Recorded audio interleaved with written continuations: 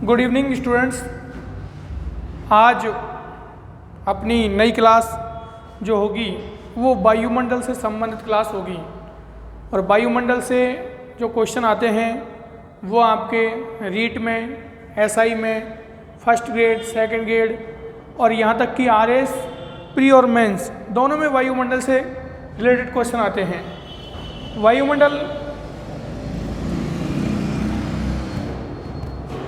वायुमंडल की जब हम बात करते हैं तो मैंने आपको पढ़ाया कि पृथ्वी के चारों तरफ जो गैसें हैं वो गैसें पृथ्वी से संबंधित हैं या जुड़ी हुई हैं। और किस से जुड़ी हुई हैं? जितनी भी गैसें हैं वो पृथ्वी से गुरुत्वाकर्षण बल की वजह से जुड़ी हुई हैं। जैसे अपनी क्या है, ये अपना हम पढ़ेंगे वायुमंडल संगठन एवं संरचना।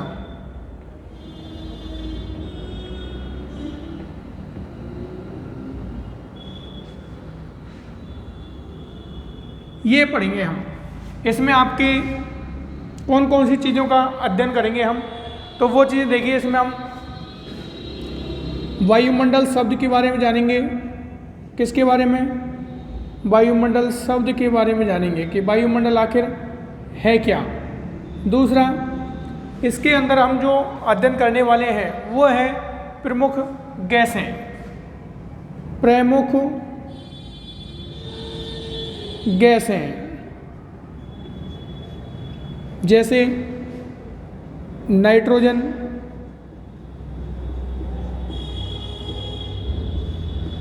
ऑक्सीजन,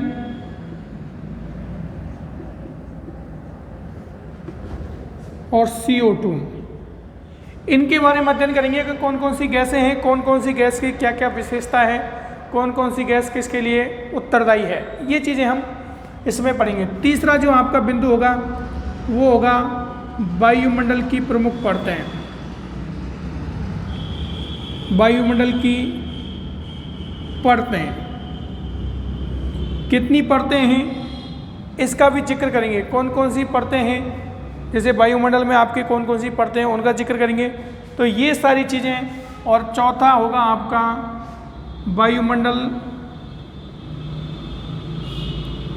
वायुमंडल से संबंधित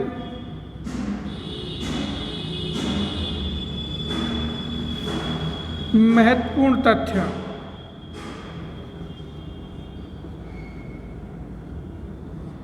इन तथ्यों में हमेशा की तरह, इन वायुमंडल से संबंधित महत्वपूर्ण तथ्यों में हमेशा की तरह हम जो प्री क्वेश्चंस आए हुए हैं आपके राजस्थान में, जितने भी आरपीएससी से संबंधित एग्ज़ाम हुई हैं, यूपीएससी की जो एग्ज़ाम हैं और जो आपका RSSMB जो बोर्ड एग्ज़ाम लेता है उसमें जो आपके क्वेश्चंस आए हुए हैं उन क्वेश्चंस के बारे में हम इसमें चर्चा करेंगे। तो सबसे पहले लेते हैं वायुमंडल क्या है।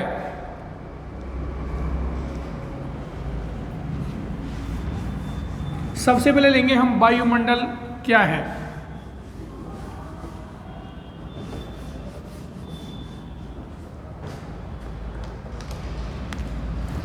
देखिए ये हमारी पृथ्वी है। क्या है? पृथ्वी है। और पृथ्वी के चारों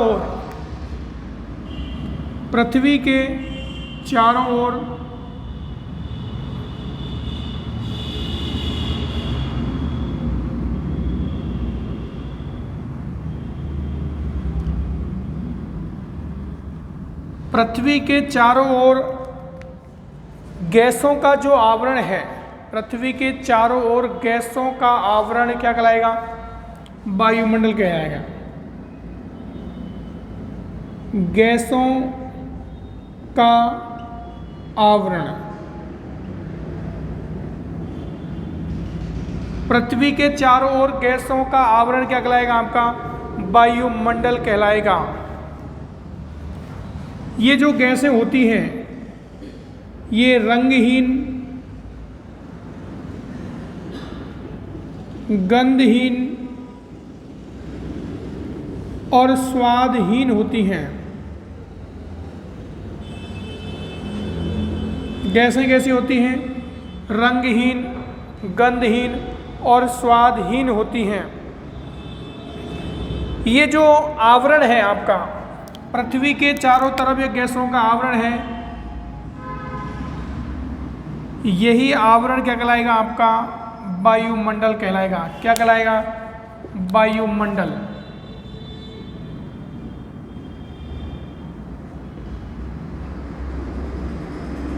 तो वायुमंडल की परिभाषा क्या हुई?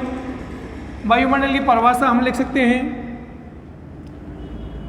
पृथ्वी के चारों ओर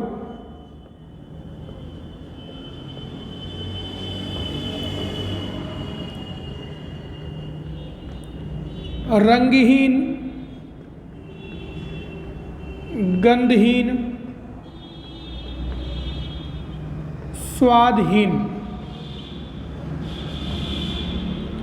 सक्रिय एवं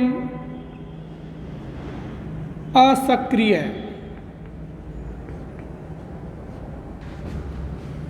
गैसों के आवरण को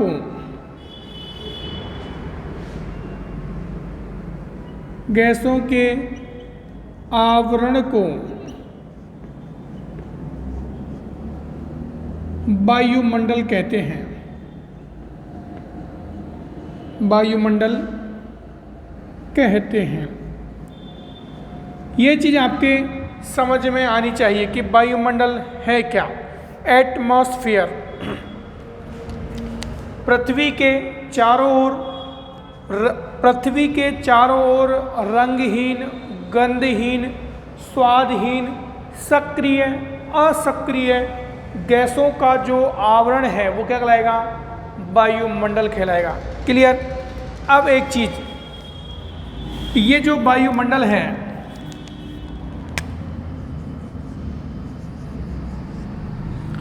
ये वायुमंडल की परिभाषा आपको कंफर्म हो गई। लेकिन ये जो वायुमंडल है ये पृथ्वी से जुड़ा कैसे है?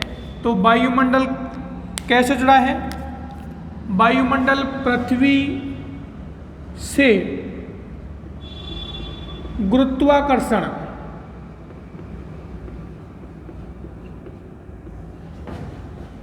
बल के द्वारा जुड़ा हुआ है।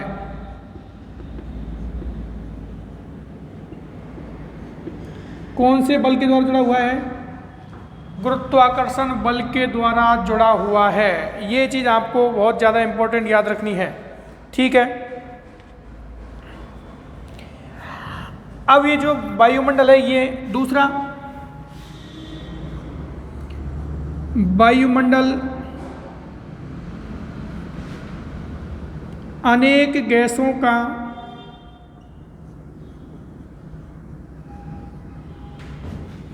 में जैसे आपके नाइट्रोजन,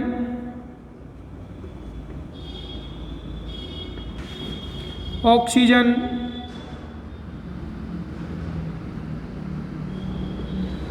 CO2, आर्गन, नियॉन,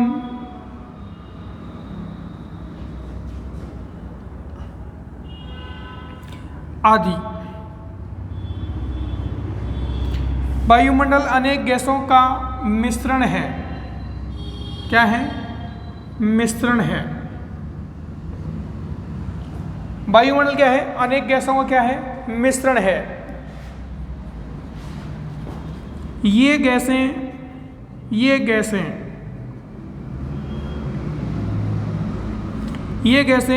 आप देखिए, सूर्य से जो किरणें आती हैं, उनको तो ये वायुमंडल आने देता है, लेकिन पृथ्वी से जो किरणें निकलती हैं, पृथ्वी से जो पार्थिव किरणें निकलती हैं, उनको ये वायुमंडल वापस नहीं जाने देता। तो इसमें क्या लिखना है आपको कि ये सूर्य से आने वाली किरणों के लिए क्या है? पारदर्शी है। ये गैसें से मतलब वायुमंडल, ये वायुमंडल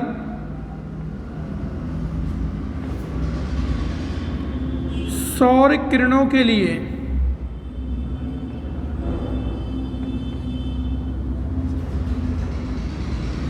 सौर किरणों के लिए पारदर्शी है।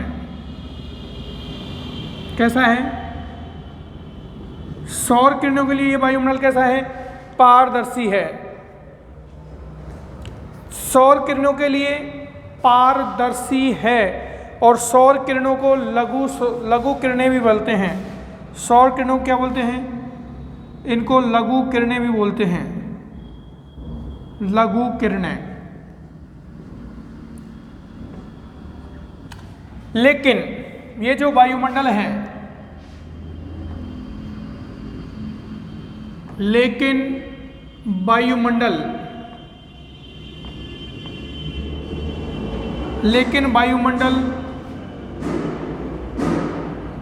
दीर्घ पार्थिव विकिरणों के लिए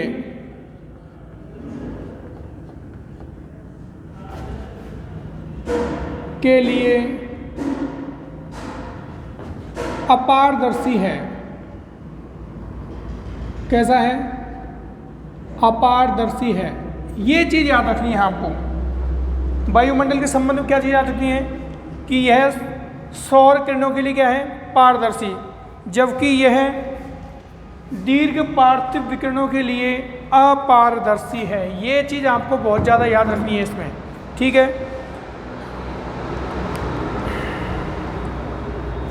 अब लेते, इसमें ये चीज़ आपको कंफर्म हो गई। अब लेते हैं वायुमंडल का संगठन। वायुमंडल का संगठन परिभाषा हो गई। और अगला डालो आप वायुमंडल का संगठन।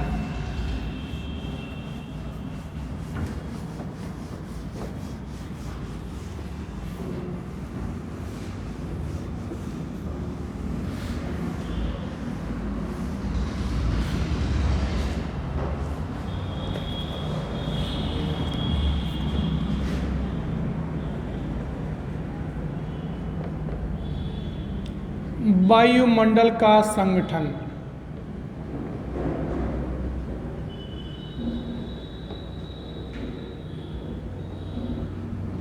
ये चीज आपको देखनी है, वायुमंडल का संगठन क्या है।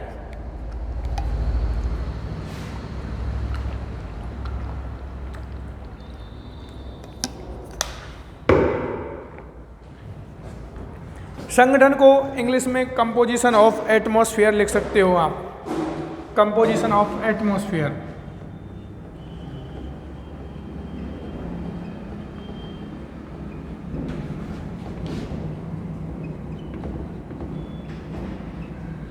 Composition of atmosphere.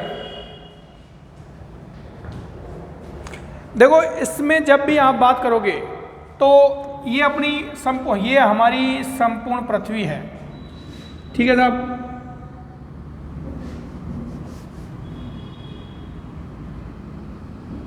ये लो साहब, ये अपनी संपूर्ण पृथ्वी है।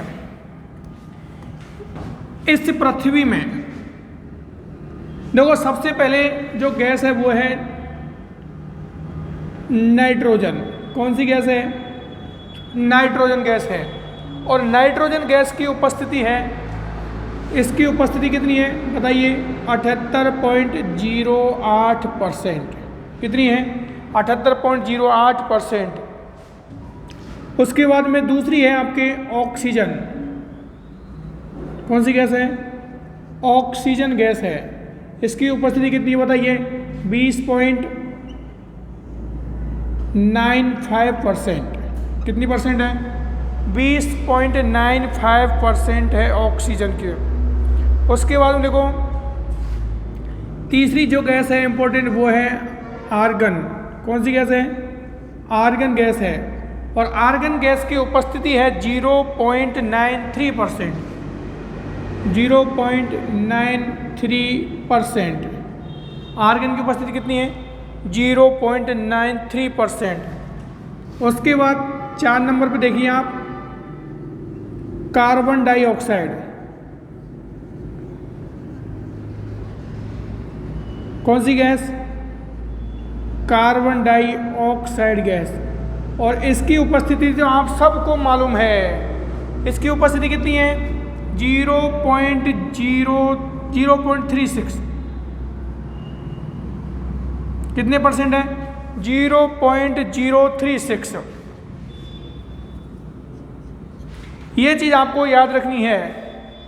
CO2 की उपस्थिति कितनी है? 0.036। आपको याद रखनी है 0.036 किसकी उपस्थिति है? आर्गन की उपस्थिति है, CO2।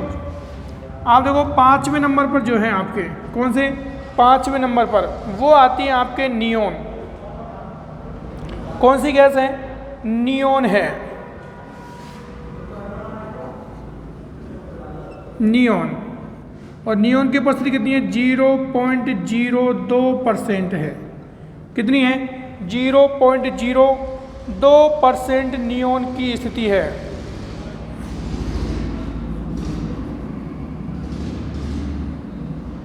जीरो 0.002 है। उसके बाद में 6 नंबर पर आप गैस लिखिए। 6 नंबर पर गैस है हीलियम। कौन सी है? हीलियम। और हीलियम की उपस्थिति है 0.0005%। ठीक है। 7 नंबर पर गैस डालिए आप। 7 नंबर पर गैस डालिए आप नियोन के बाद डालिए आप, हीलियम के बाद क्रिप्टॉन डालिए। हाइड्रोजन डालो पहले, क्या हाइड्रोजन और डाल लीजिए। हाइड्रोजन। कौन सी गैस? हाइड्रोजन गैस डालनी है आपको।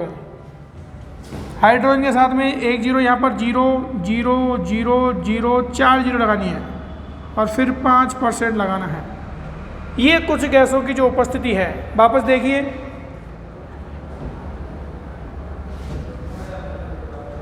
आपका नाइट्रोजन कितनी है? 78.08%। कितनी है? 78.08% है नाइट्रोजन।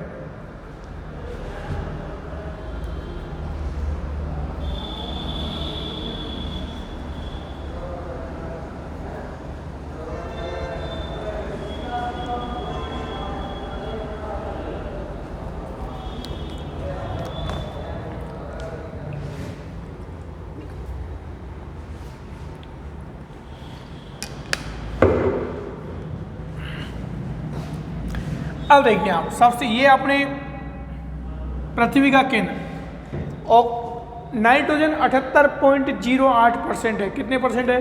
78.08%। तो ये अपने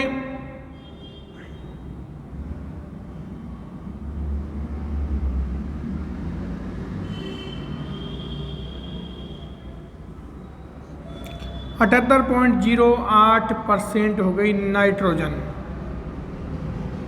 कौन सी गैस हो गई? नाइट्रोजन गैस हो गई। उसके बाद ऑक्सीजन है 20.95%। कितने परसेंट? 20.95%।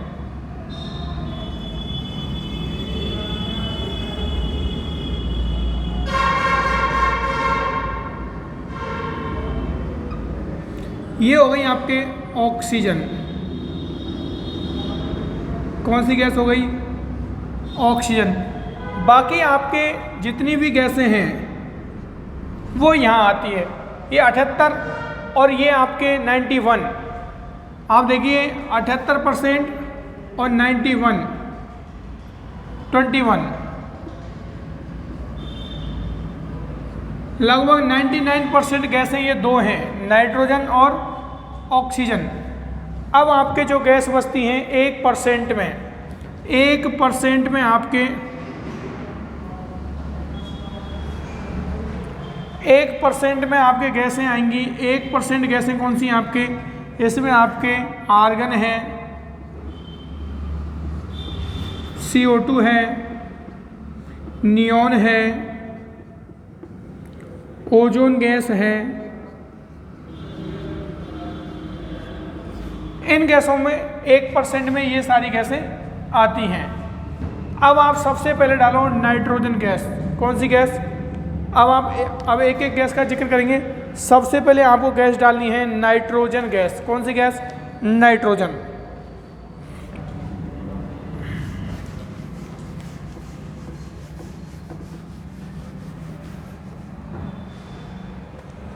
गैस है आपके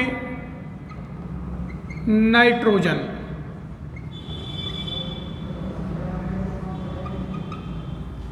नाइट्रोजन गैस। देखो नाइट्रोजन गैस पृथ्वी पर 78.08% अपना हिस्सा रखती है। दूसरा, यह अक्रिय गैस है। कैसी है? अक्रिय गैस। तीसरा पॉइंट, आप देखो नाइट्रोजन गैस है वह अक्रिय गैस है और पृथ्वी पर सर्वाधिक मात्रा में पाई जाने वाली गैस है। किस पर? पृथ्वी पर सर्वाधिक मात्रा में पाई जाने वाली गैस कौन सी है? नाइट्रोजन है। लिख सकते हो वायुमंडल में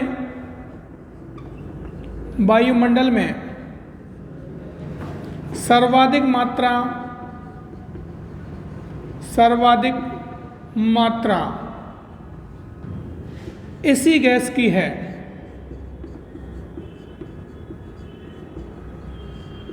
एक पॉइंट तो ये हो गया, वायुमंडल में सर्वाधिक मात्रा किसी है? इसी गैस की।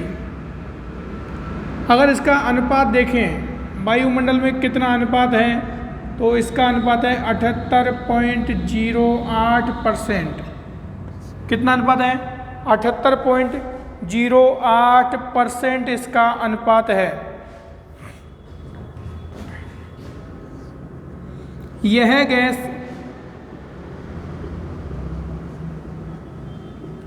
रंगहीन, गंधहीन एवं स्वादहीन होती है।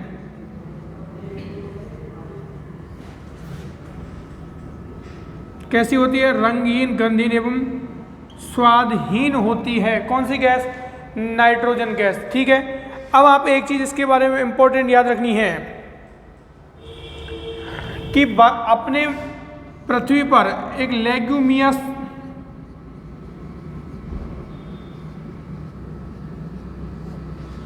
लेग्यूमियस नामक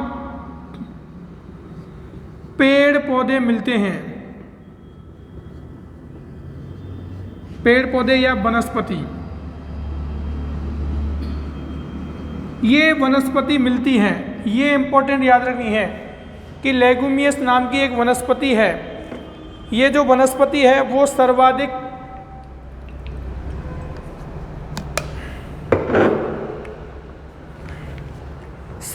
नाइट्रोजन का स्थिरीकरण करके रखती है। अगर क्वेश्चन आ जाए कि नाइट्रोजन गैस को सर्वाधिक स्थिरीकरण कौन करती है, तो लेग्यूमियस वनस्पति। लिख सकते हो नाइट्रोजन का सर्वाधिक स्थिरीकरण। ये आपको नाइट्रोजन गैस के बारे में याद रखना है। अगली गैस डाली है आप ऑक्सीजन। कौन सी गैस डालनी है? ऑक्सीजन डालनी है।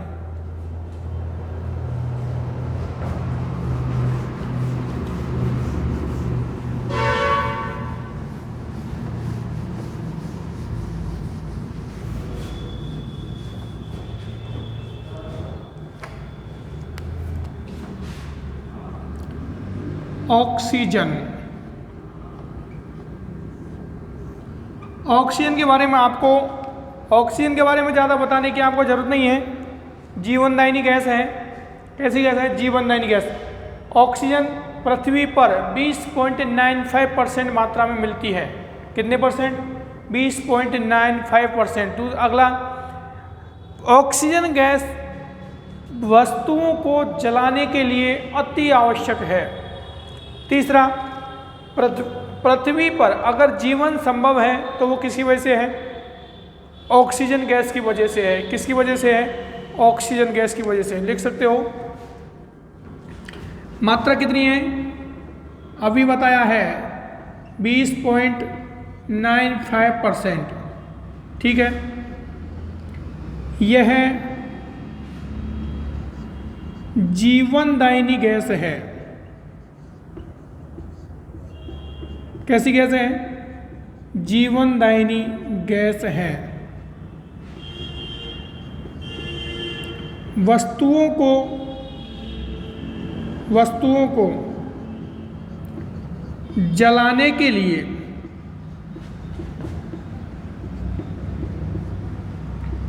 अति आवश्यक है।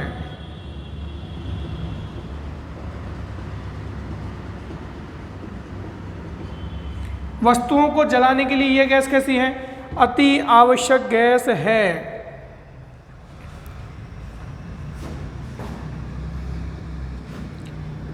पेड़ पौधों द्वारा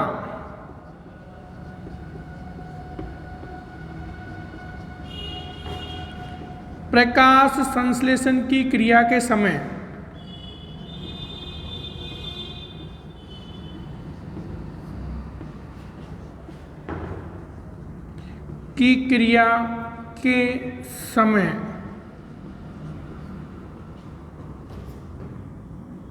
कार्बन डाई गैस उपयोग में ली जाती है।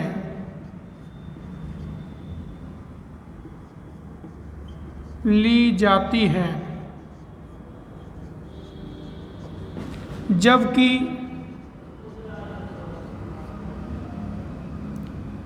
पेड़ पौधों के द्वारा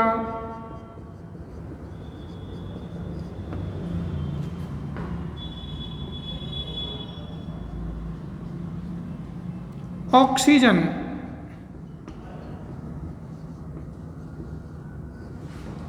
गैस छोड़ी जाती है।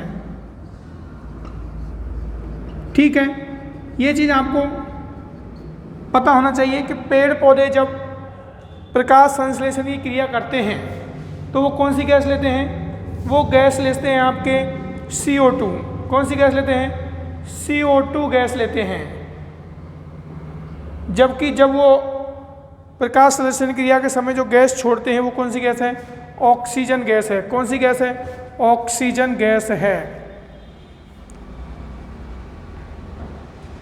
अब देखो, ये जो गैस है उससे संबंधित एक क्वेश्चन जो बार बार आता रहता है पेपर में कि यह गैस 100 किलोमीटर की ऊंचाई तक मिलती है।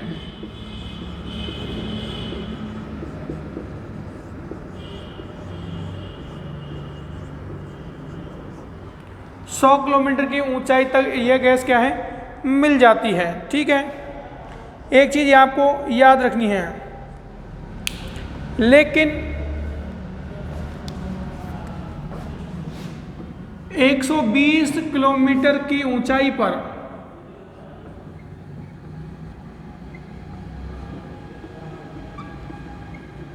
इस गैस की मात्रा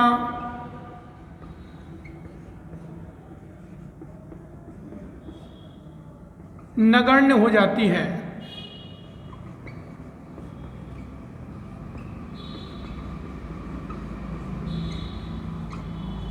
ये इंपॉर्टेंट फैक्ट है। 120 किलोमीटर, ये बहुत इंपॉर्टेंट फैक्ट है। 120 किलोमीटर, कितने किलोमीटर की ऊंचाई पर गैस नगण्य हो जाती है? 120 किलोमीटर की ऊंचाई पर। ठीक है, अगली गैस डालो आप, CO2। कौन सी गैस? CO2 गैस डालनी है।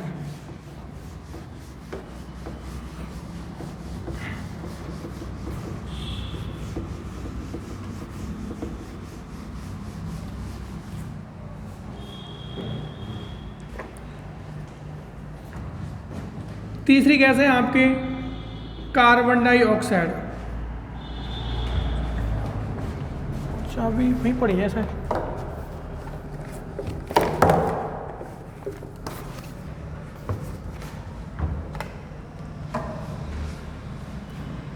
कार्बन डाइऑक्साइड ये गैस है।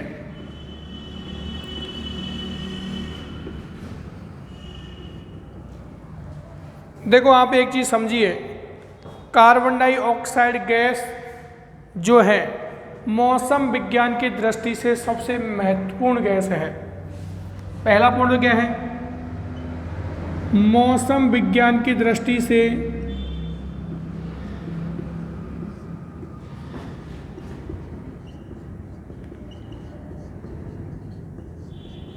सबसे महत्वपूर्ण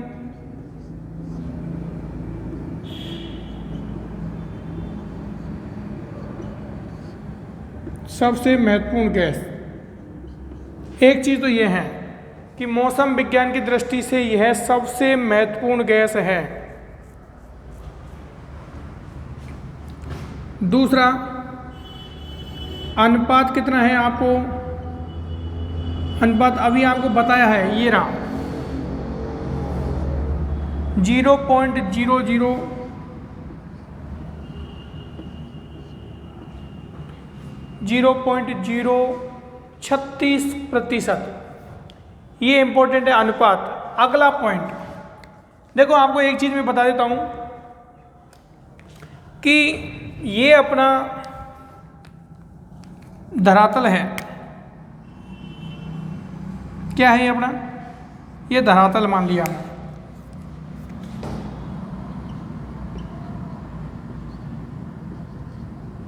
और ये अपना सूर्य है।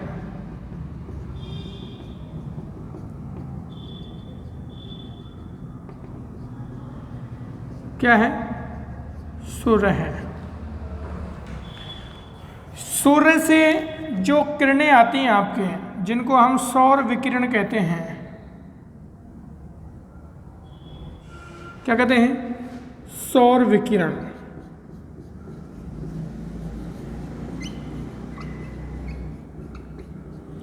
सूर्य से जो सौर विकिरण आती है वो सौर विकिरण धरातल पर आई। किस पर आई, धरातल पर आई। और पृथ्वी से वापस जो किरणें निकलती हैं जिनको आप बोलते हो पार्थिव विकिरण। कौन सी, पार्थिव विकिरण। क्या बोलते हो आप, पार्थिव विकिरण बोलते हो। इन पार्थिव विकिरण को ये गैस जो है वापस, जैसे ये यहाँ पर ये गैस की उपस्थिति है वायुमंडल में, किस गैस की उपस्थिति है, CO2 गैस की उपस्थिति है। तो ये गैस क्या करती है, इन पार्थिव विकिरणों को वापस धरातल पर लौटा देती है। ये अपने CO2 गैस है। मेरा कहने का मतलब समझिए आप, सूर्य से आने वाली जो किरणें होती हैं जिनको आप सौर विकिरण कहते हो, वो सौर विकिरण सीधे धरातल पर आती हैं। लेकिन उन सौर विकिरणों की वजह से जब धरातल गर्म होता है, क्या, जब धरातल गर्म होता है तो उन धरातल से दीर्घ पार्थिव विकिरण निकलती हैं। धरातल से निकलने वाली किरणों का नाम क्या है, दीर्घ पार्थिव विकिरण। जब ये विकिरण निकलती हैं तो ये वापस वायुमंडल की तरफ जाने की कोशिश करती हैं। जब ये वापस वायुमंडल की तरफ जाने की कोशिश करती हैं तो यहाँ पर उपस्थित CO2 गैस इनको वापस नहीं जाने देती और वापस धरातल की तरफ लौटा देती है। इसलिए तापमान में वृद्धि होती है। क्या होती है, तापमान में वृद्धि। तभी तो ये क्या है, मौसम विज्ञान की दृष्टि से सबसे महत्वपूर्ण गैस है। ये चीज़ समझ में आई। सूर्य से आने वाली सौर विकिरण किरणें जो धरातल पर आती हैं और धरातल उससे क्या होता है, गर्म होता है, और गर्म होने की वजह से यहाँ से पार्थिव विकिरण निकलती हैं धरातल से। धरातल से जो पार्थिव विकिरण निकलती है उनको ये गैस वापस लौटा देती है। और ये गैस किस तरह कार्य करती है, कांच के घर की तरह कार्य करेगी। कैसे करती है, CO2 गैस कांच के घर की तरह कार्य करती है। कांच के घर की तरह कार्य करती है। कांच के घर का एग्जाम्पल मैं आपको एक ऐसे दे सकता हूँ। गर्मी के दिनों में जब हम धूप में अपनी कार पार्क करते हैं, आपकी कार गर्मी के दिनों में धूप में खड़ी हुई है और आप धूप में घंटे, 2 घंटे, 3 घंटे वो कार खड़ी हुई है। उसके बाद आप कार का गेट खोलिए तो आपको कार के अंदर बहुत ज़्यादा गर्मी महसूस होगी। क्यों महसूस होगी, क्योंकि सूर्य से आने वाली जो किरणें होती हैं वो कार शीशा जो होता है वहाँ से प्रवेश कर जाती हैं और वापस जो हीट बनती है वो वापस नहीं जा पाती। तो ये कौन सा हुआ, कांच के घर की तरह कार्य करती है। इसलिए कार के अंदर अधिक गर्मी लगती है। तो CO2 गैस किस प्रकार कार्य करती है? कांच के घर की तरह कार्य करती है। ये चीज़ आपको बहुत ज़्यादा याद रखनी है।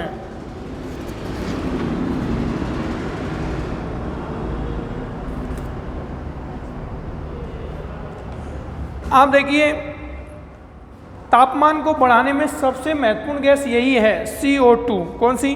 CO2। अगली गैस डालिए आप, अगली गैस डालो आप।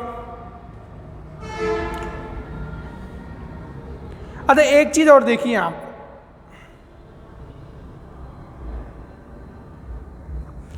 एक शब्द है CO2 गैस के कारण हरित गृह प्रभाव में वृद्धि हुई है।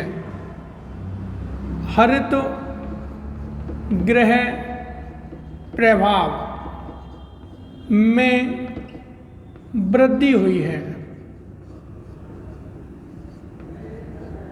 किस गैस की वजह से?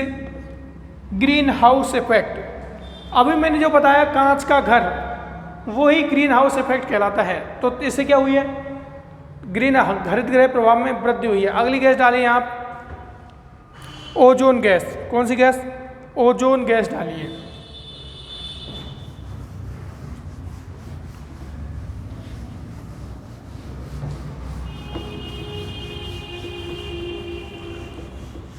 अगली गैस है ओजोन गैस।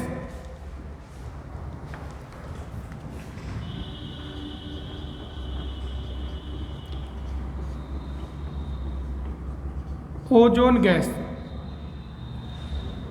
कौन सी गैस? Ozone gas. देखो, ओजोन गैस आपके सबसे महत्वपूर्ण गैस है, सबसे महत्वपूर्ण गैस है। क्योंकि महत्वपूर्ण है? सूर्य से आने वाली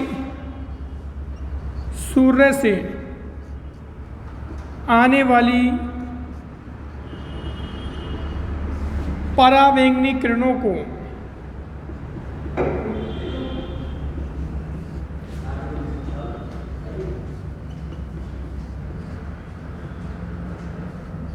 सूर्य से आने वाली पराबैंगनी किरणों को धरातल पर आने से रोकती है। धरातल पर आने से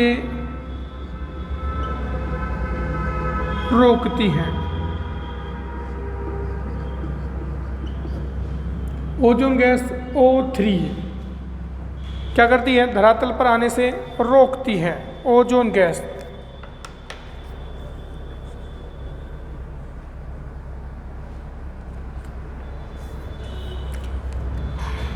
देखिए, ओजोन गैस की जो उपस्थिति है, ओजोन गैस की उपस्थिति 15 से 50 किलोमीटर के मध्य अधिक है। कहाँ से कहाँ तक अधिक है? 15 से 50 किलोमीटर के मध्य यह गैस अधिक पाई जाती है। ये चीज़ आपको याद रखनी है। लेकिन सर्वाधिक उपस्थिति, सर्वाधिक जो गैस की मात्रा है वो 15 से 35 किलोमीटर के मध्य है। किसके मध्य है? 15 से 35 यह गैस सर्वाधिक मिलती है और 15 से 50 किलोमीटर तक इस गैस की उपस्थिति पाई जाती है। अब इस गैस को नुकसान कौन पहुंचाते हैं? देखो, इस गैस को जो नुकसान पहुंचाते हैं आपके क्लोरोफ्लोरोकार्बन,